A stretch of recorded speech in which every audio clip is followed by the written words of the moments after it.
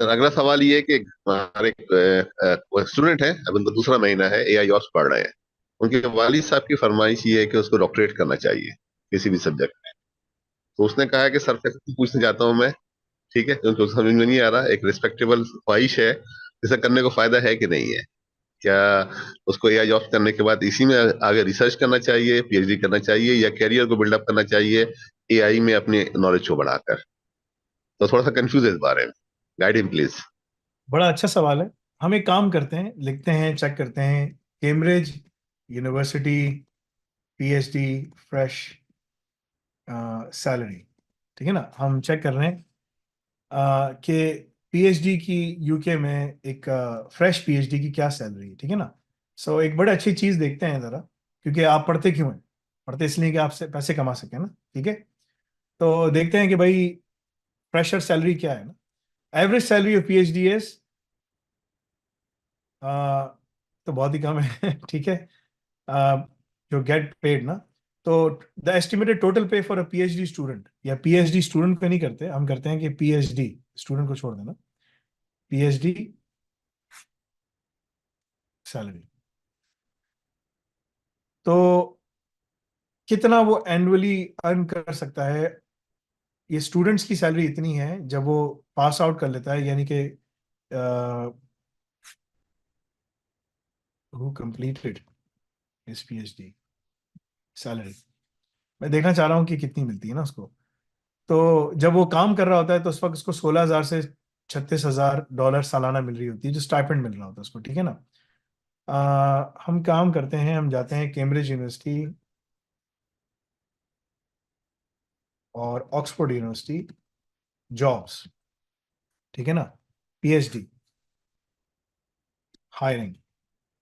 ठीक है। तो ऑक्सफोर्ड यूनिवर्सिटी में बायोमेडिकल साइंस के ऊपर कोई इनको बंदा चाहिए। अब इसकी ज़रा सैलरी वैलरी देख लेते हैं कि क्या सैलरी मिलती है। सैलरी यहाँ पर नहीं आएगी इस तरह से। सैलरी एवरेज, या प्रोफेसर सैलरी कर देते हैं ना, या असिस्टेंट प्रोफेसर होता है आपका। ठीक है। मैं आपको इतना कह सकता हूँ कि वो बहुत बहुत ज़्यादा कम है। ठीक है ना।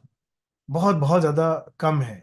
ठीक है ना। अब मैं लिखता हूँ कि डेव ऑप्स इंजीनियर, ठीक है ना, एवरेज सैलरी इन यूके।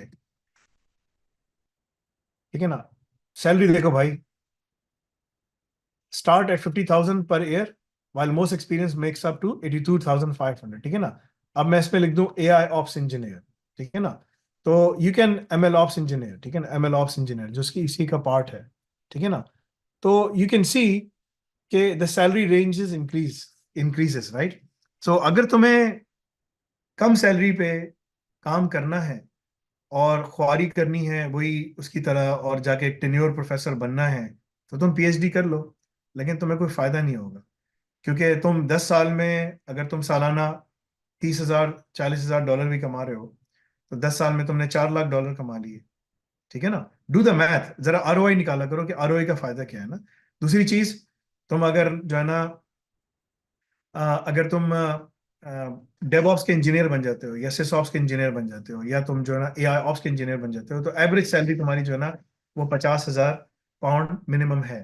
तो तुमने 50,000 से 60,000, 80,000 पाउंड तक तुम कमा सकते हो, डिपेंडिंग। एआई ऑप्स के इंजीनियर्स की सैलरी ज्यादा है। ठीक है ना।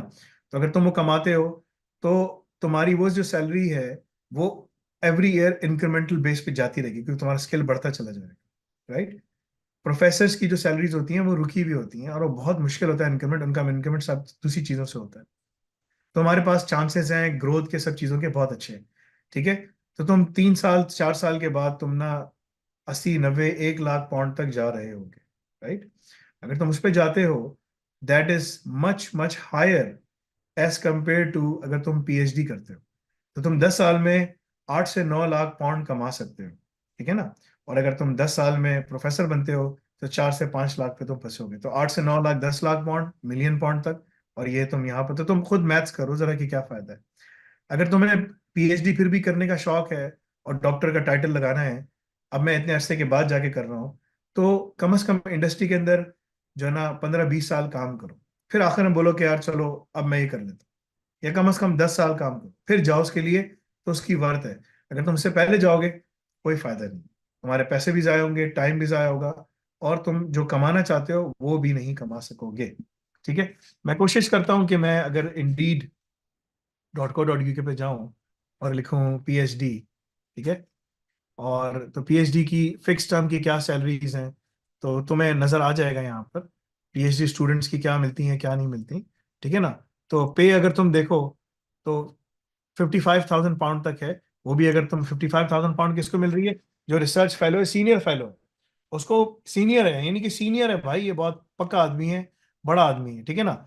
किंग प्राइस फेलोशिप मिल रही है, जो कि उसको मिल रही है, एक वेटेज अलाउंस है, तो इसकी सैलरीज बहुत कम होती हैं। ठीक है। अगर तुम यहीं पर ही तुम लिखो, ठीक है ना, डेवऑप्स का इंजीनियर, ठीक है ना, तो डेवऑप्स की जो सैलरीज हैं वो 75 तक जा रही हैं। ठीक है। मतलब कि इतना 80,000 टू 1 लाख तक दे रहे हैं हैरिंगटन स्टार वाले डेवऑप्स के इंजीनियर को। ठीक है ना। तो ये जो जॉब डिस्क्रिप्शन जो वो मांग रहे हैं, हम यही जॉब डिस्क्रिप्शन तुम्हें पढ़ा भी रहे हैं। सीनियर डेवऑप्स इंजीनियर 90,000 से 1,10,000। तो you can do the math, तुम फिगर आउट करो कि तुम्हारी मैथ्स क्या है। रिसर्च फेलो जो बहुत पुराना फेलो होता है उसको 50 मिल रहे हैं, 50 पे तो तुम काम शुरू कर रहे हो। तो तुम अंदाजा कर लो कि तुम्हें क्यों करने की क्या जरूरत है। It's not worth it.